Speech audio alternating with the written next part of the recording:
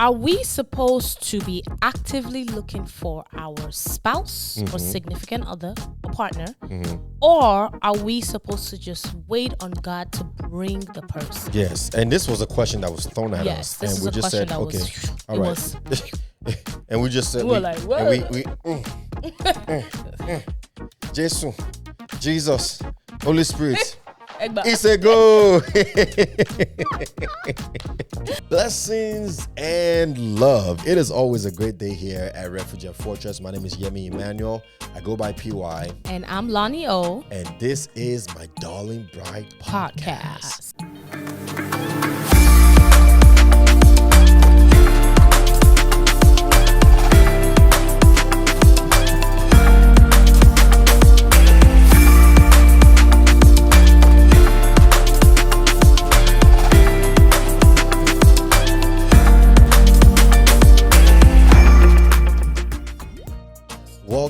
Welcome back. I want to thank you all for another episode. You guys surprised us by downloading and listening to our previous episodes, and it's just a wonderful and a privilege, really, to have you guys listening in. I hope you're being blessed, and I hope you're sharing with friends and family who also need to hear what is being shared on this platform. So again, we're still in the season of At the Core, right? So we're still in that season. But today, my wife and I, my co-host, right? We kind of wanted to talk about I'm co-host this time. We kind of right this time you're co-host, right? You're not on the hot seat, back. right? You're back. So we this segment right here of my Darling Bride podcast is going to become Let's Talk About It. And that is me and her just talking about issues in relationships and marriages that we believe people are dealing with, whether they're married or they're about to get married. And even some, like, we get a lot of counseling requests or coaching requests, you would say, to talk to younger people who are perhaps trying to still figure out if this is the right person for them or not. And I say younger people, I mean, we're talking anyone from the age of 18 to 45, really, right? Because there's no age to trying to figure out if this person is for you or not. You know what I mean? So, but anyways, or some other issues that some younger people may be having is how do I introduce this person to my parents? Right? Or my parents don't accept this person. How do I make, you know what I'm saying? So there are different stages and different issues that people are going through, but we want to use this platform, this opportunity to talk about it. So babe, what are we talking about today? So today we're talking about, are we supposed to be actively looking for our spouse or significant other or partner? Or are we supposed to just wait on God to bring the person? Yes, and this was a question that was thrown at us. This and we just said, okay, all right. And we just said, we were like, what? Jesus, Holy Spirit. Egba. It's a go.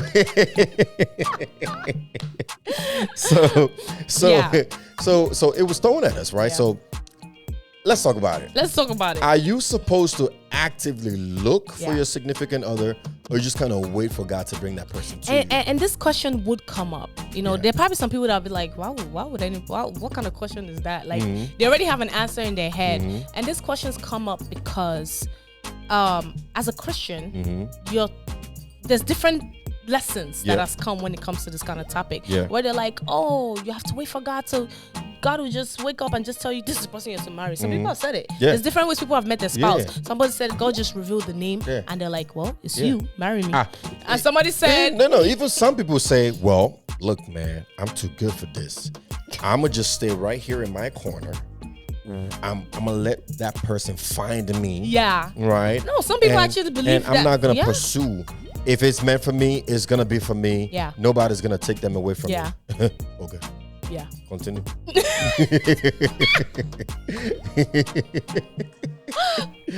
You know where my stand is. So people, because I mean, it got personal real quick.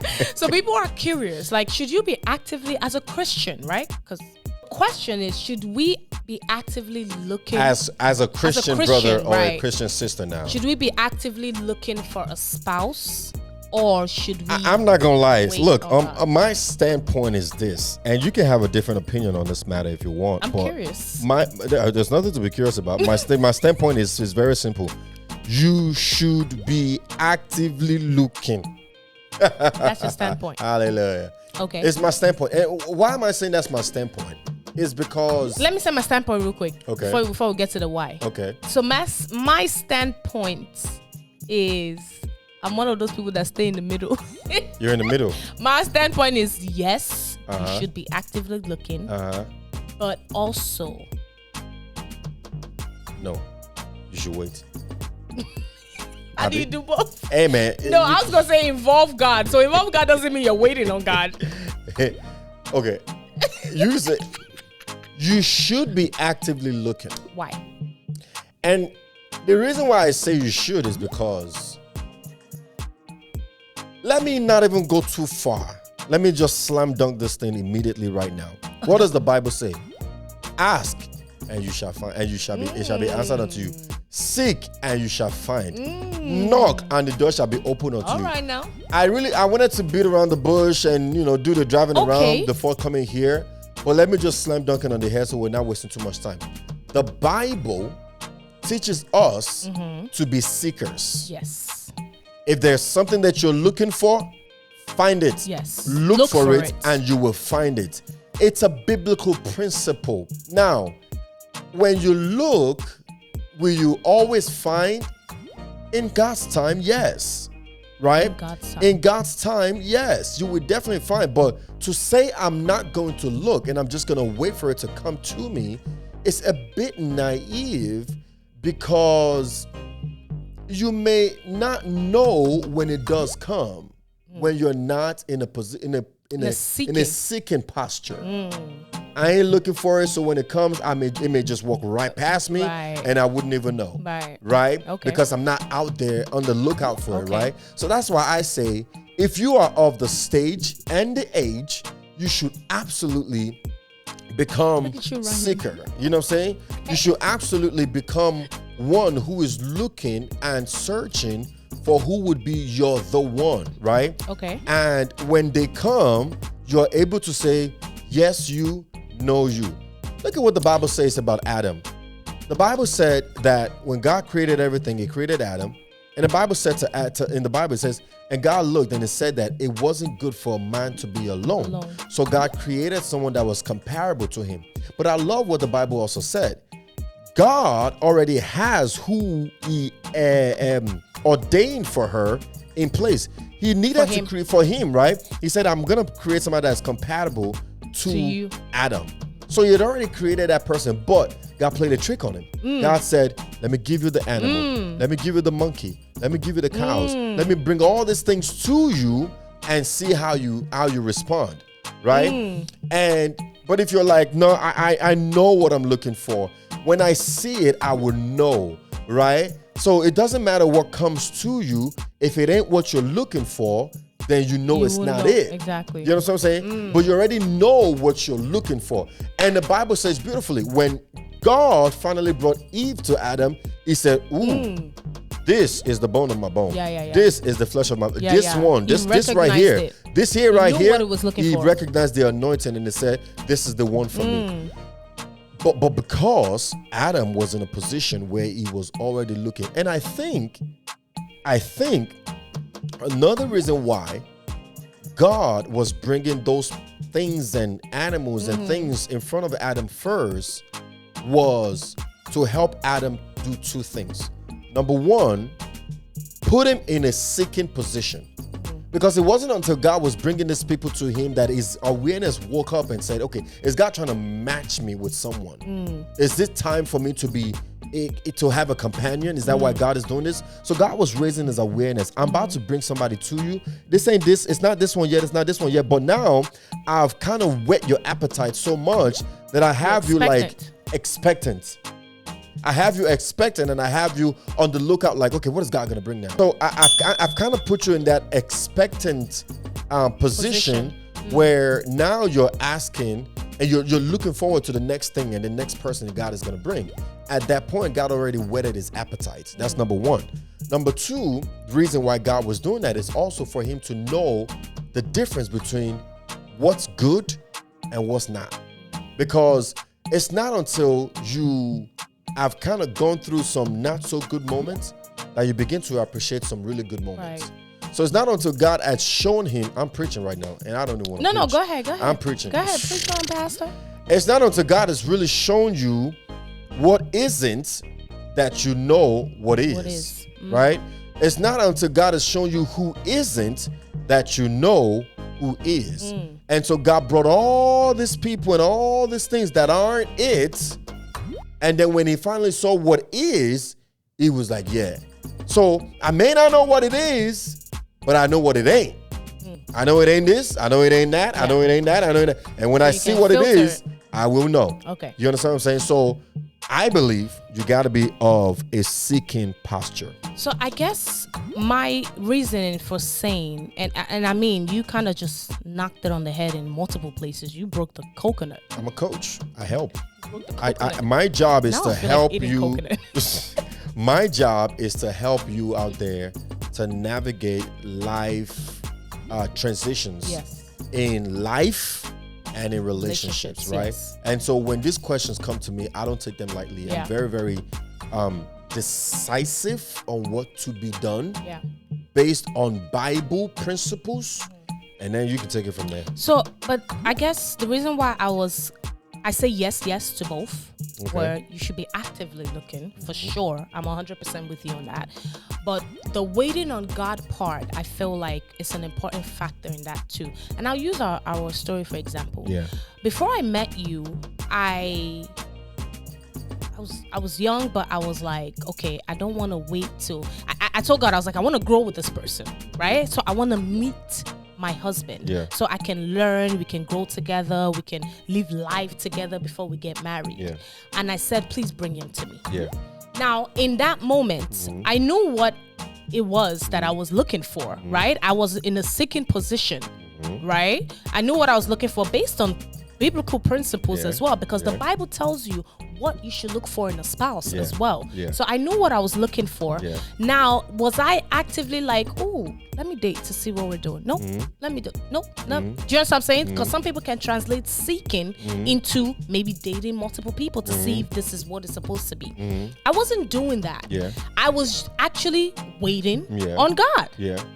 You understand what I'm saying? So I translate the waiting part on number one, going to God to help you, right? Where you put it in prayer, right? The waiting on God does not, because people translate it in multiple ways. People translate waiting on God like you said. I'm just gonna sit here and God is gonna bring the person. You don't pray about it. You don't even tell God what your desires are. You don't even ask God to make his desires your desires. You just sit there and say, God is gonna bring me my bone and my bone and my flesh, and I'm just gonna sit here and wait. And the person's gonna come and say, knock, knock, knock. God said I should come to you. You're my husband or you're my wife. Like there's some people like that just waiting. You know, I don't have to do anything. God will drop the person from heaven right in front of me and I'll be like, I do. You know, that's some people's definition of waiting on God. No. Waiting on God that I'm talking about is number one, putting it in prayer, right? Even before you start seeking. Do you understand what I'm saying? Putting it in prayer, right? And also allowing God to lead you. So here's the other thing that we got to know too, that even the prayer posture is seeking. Right. You know what I'm saying? Because you said even before you start seeking. You pray, but once you start praying. Right? Because once you remember I told you, Adam, God whetted his appetite first and then began to bring all these things to raise his awareness. And he did some waiting too. Yeah. You understand what I'm saying? But at the end of the day, what we're saying is, are you waiting for manna to fall from heaven? Or you are in a seeking position? And the difference between the waiting that we're talking about and seeking is it's not in your periphery. You're not thinking about it. Not really searching for it. I don't really care. If it happens, it happens. If it doesn't happen, it's not the end of the world kind of thing, where it's like, I'll take it if I see it, but I'm not going to go searching for it. I'm not going to go praying about it. Or even make yourself a presentable option. Right? Or I'm not going to go pray about it. And the moment you have that mindset, you're not searching or waiting on the Lord. Waiting on the Lord is part of searching too. Yeah. But to say that I'm not going to actively do anything about it. I think that's the key thing. You know? You have to put in the work. You got to put in the work, whether spiritually Faith or physically. without works, you know what I'm saying? So I believe you got to really put in the work. So really we're saying the same thing, my dear. Right? We're really saying the same thing because it's in the... We do this a lot. I know we do. It's in the waiting, in prayer, that you are putting yourself in a seeking position and actively working towards it. Yeah. Right? It's different from not doing anything at all, physically or spiritually. Right, exactly. And you're just expecting something to happen. Physically or spiritually. Because a lot of people do things spiritually, but don't do anything physically. Exactly. I think both of them got to work hand in hand too. Yeah. You got to be working spiritually and also working physically. Working physically could be actually going outside. Yeah. Being somewhere where you can be found. But, so before we go, you mentioned something right now. Are we going? We're not going yet, but before we digress, is what I'm saying. All right. You mentioned something just now that was actually kind of profound. In your actively looking and seeking stage, let's pause for a second. This is not to be equated. Yes. For sleeping around. Yes. And testing the waters. That's not actively looking. No. That is dangerously looking. That is dangerously looking. That's not actively looking. Swimming with the sharks. Yeah. That is swimming in oceans God has not designed. You don't need to find your spouse to sleep around or to date around. Or like to say that. And you don't and don't say, how do I know oh God, I've heard this before. How do I know how good she is in bed if I don't taste it? People do say that. You know what I'm saying? How do I know if this man can really throw it down if I don't test it before we get married, right? And you end up testing so much. You're testing a little too much. Here. Okay, let's be clear on this. Let's be practical. Okay. It's carnal. It's a carnal mindset to have. It is. I understand where it's coming from, but it's a carnal mindset to have. And I can say this now because I'm a minister. And it's not only because it's what I'm supposed to say. It's actually the understanding, truth. Yeah. You know, understanding has given... I wasn't always like this now. Let's be clear on this, right? So, you know what I'm saying? I ain't been saved that long. That's why the transformation comes. You become a new person because there's revelation now. So now we're talking for Christians, right? Not to say we don't all have our past and our faults and our flaws and things we've done in the past that we're not proud of. I'm not coming here to paint a picture of perfection. Yeah. Not at all. Yeah. But it shouldn't stop me from telling you what the truth is. The truth. And that is just the truth, right? The truth demands that we tell it. Whether you want to accept it or not, it's a different conversation, right? Yep. But I'm going to still tell the truth. And you do with it what you want to do with it, right? But at the end of the day it's carnal. It's carnal. It's a carnal mentality. It's a carnal mindset to have, and it's not the way of God, right? If you want to, so I'm saying don't wait. Go to God in prayer. Be in a seeking posture, in a seeking position, so that when it does come, you're able to recognize and say, what I prayed about, God is answering. So how do you actively look? That could be a question. What we're talking about. I know that. No. We're talking about, should you actively look or wait on God? Some people can be like, okay, so how do you actively look for a spouse? I'm literally saying that how you actively look is number one. You start from a place of prayer, right? Right. In other words, God sees that you are getting ready for it. Heaven is combining it. You're praying about it. You're fasting for it. You're asking for the leading of the Holy Spirit. Yes. You're seeking. Yes. Yeah. And by principle, you will find. Yeah. Okay, that's number one. Number two, you actively begin to look by availing yourself. Yes. Right? That's key. You avail yourself to friends, co-workers, church members, and everything like that. You avail yourself, meaning, okay, for example, your friends group in church or at work or whatever, they call a get-together. Yeah. And you all miss, I don't do that. Yeah. I can't go. Up. And nobody's coming to knock on your door and say, are you? Show up, right? Show up and show out. Yeah. Avail yourself. And if somebody try to talk to you, don't shun them, right? Just engage in the conversation. See if it's going anywhere. If it's not going anywhere, nah. Yeah. But again, remember, Adam, he engaged in the conversation with these monkeys and these dogs. And he was like, nah, this ain't it. I'm talking, but you're like, woof, woof. We not, this ain't it. I'm talking to you, but you're like, man, this can't work, bro. I'm talking to you like, no, sir. That's some interesting animal. Or I'm talking to you like, meow. Nah, we can't, nah. Man to man, mano a mano. Woman, not comparable. Not comparable. No, sir, not comparable. Bueno. But man to woman, hey babe, what's up, man? Hey honey, what's up? Or hello sis, how you doing, brother? Hey. You know what I'm saying?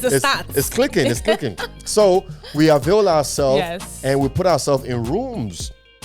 And positions where we'll be open for conversation. Absolutely. Which is where it all starts. It starts from a conversation, really, right?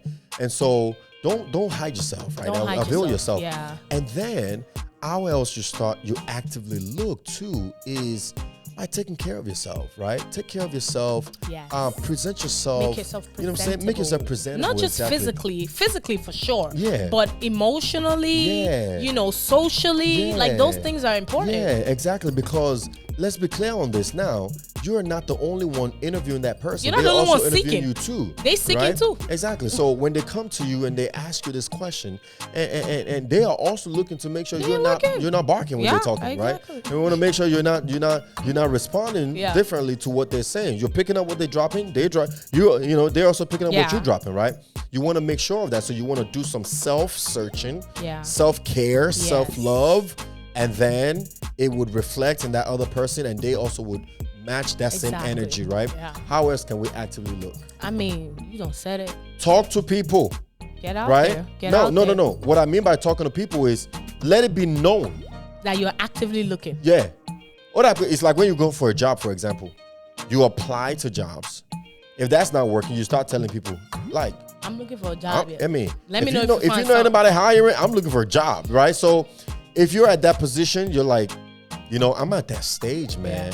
I've got my education, everything is good. That's interesting. Let me let people know that I'm out there. That's interesting because we said actively looking for a spouse. Yeah. Some people can just be dating to date. Yeah. Right? And remember we had a friend that said, when he met his wife now, she had made it clear off the jump, like, listen, I'm not doing this. I'm not wasting my time. This is what I'm trying to do. I love women like that. This is where I'm going. This is what I want. She said, you either on board all over or get off the train. I see. Almost sense. I sense some. And let me tell you, Mark Bernard, don't bring that energy to me. I want to know. Let's be clear. If you are a Yoruba demon, you run far away from me. She said, me and my household, we are of the Lord, and we're not playing this. Yes. You either for me or you not. So actively, and my boy had to. He had to sit up. He had to sit up and tighten his seatbelts. He was like, okay, all right. But they're together today. They're married today. You have to be actively looking for a spouse, right? Not just dating to date. We always talk about dating, but if you are dating to date, I beg, hit the like button, subscribe, but you can watch something else.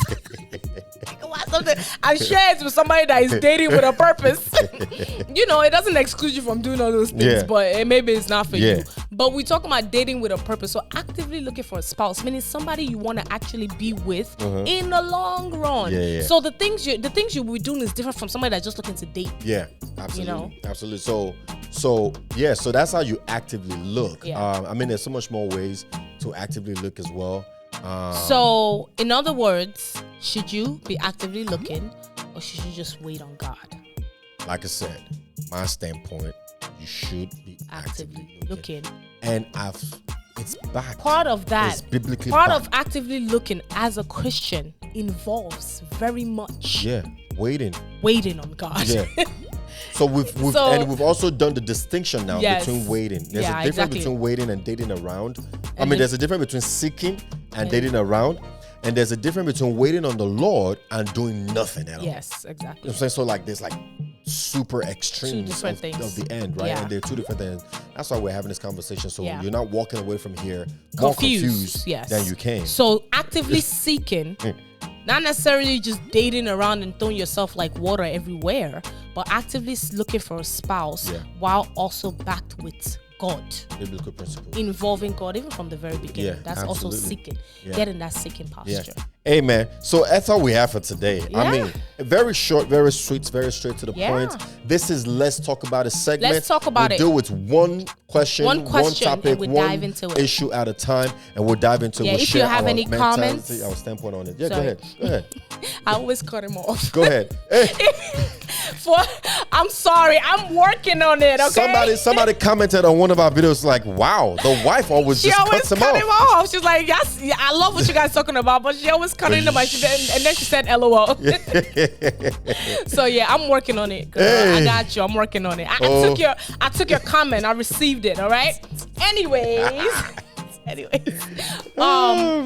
you have any comments or any questions still on this topic or follow-up questions, make sure you comment below. Send us a DM, write it on the comment section on the Instagram, Facebook, or YouTube. Yeah. Just let us know, and we'll talk about it. And let's talk about it. If you're of a different mentality, man, if you're like, let us know. I'm a wait. I'm the kind that just stays there. Yeah, we want to know. We want to understand why. Why not? We want to understand why too, yeah, right? Yeah, because absolutely. we're teaching this thing so that we can all be better, right? Absolutely. So, biblical standards, right? So yeah, and so that's all we have on this segment of this Let's Talk About It segment. This is what we're gonna be doing every month, every time, right? So we're gonna have every other week we're gonna come together like this and have a Let's Talk About It segment, right? Where we pick a topic, a question that has been thrown at us, and we'll just answer it on the podcast, right? And then the following week we'll bring a guest and we'll interview them. We'll ask them a question based on what we are talking about in that season. And we'll just continue like that and like that and like that. So if you have any questions you want us to talk about, let's talk about it, send it our way. Send them over, bring it to us. Let's talk about it. Let's laugh about it. Hallelujah. Let's learn about it too. Hallelujah. All right. That is all we have for today. I really hope we've shared a tip or two to help solidify your kingdom union with self, others, and most importantly, with God today. Yes. Don't forget to share with your friends and family. Hit that subscribe button and comment down below. And until next time, be the light. Be the salt. And remember, all things are possible if you believe.